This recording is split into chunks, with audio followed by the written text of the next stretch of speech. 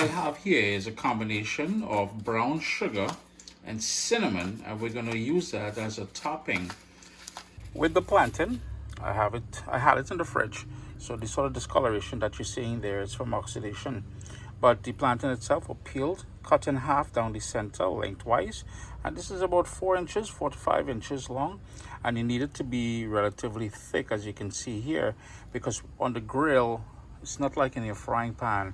It may want to stick and fall apart on you and all that. And to help prevent that sticking, what I'm going to do is hit my grill a little bit of that cooking spray. If you want to just get a paper towel and brush it with some olive oil or vegetable oil, you can do that too. Tongs, you grab the paper towel, dip it in the oil, and you just pass it on the grate. It's very important that you put the cut side down. I started off with the sort of curved side down, and that is not the right way for what I want to do with this.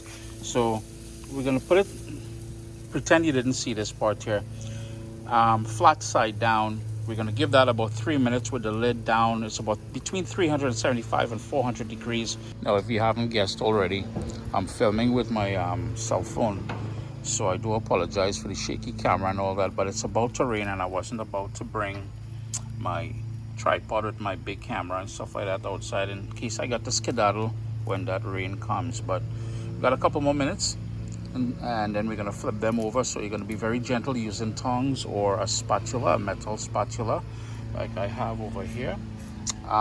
You would just use that, try to go below, flip them over, and then we're going to get to really kicking up the recipe to a different level. And like the man gets even louder with the lawnmower boy. But anyhow, you notice what I'm doing. I went ahead and I flipped them. See if I could get this big boy here. Flip you as well. I've got some melted butter, just plain old salted butter. So if you wanted to use unsalted, totally up to you. And that's going to bring a richness to the top here. And it's all about the toppings at this point. Try not to create too much of that fire.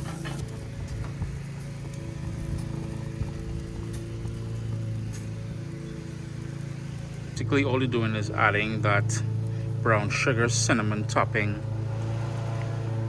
Yeah, the man going on pull out the weed whacker now, so there's even more noise.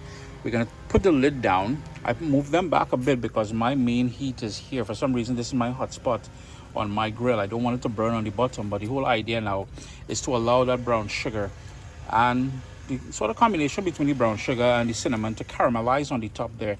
If you've never had plantain, and I've showed you guys a recipe with orange juice and all that and cinnamon.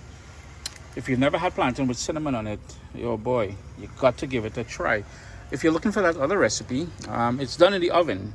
You can head over to CaribbeanPot.com and you will find that one there. I left it on the grill for a further 5 minutes after we topped it with the cinnamon brown sugar. And just look at that beautiful caramelization that happened.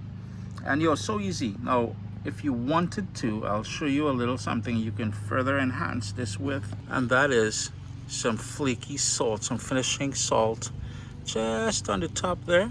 But I mean to say, if you're in a low salt diet, you don't need to, but the combination of sweet from the plantain and the brown sugar, cinnamon will complement that. The bitter butter that we put on there will have a nice little richness to it as well.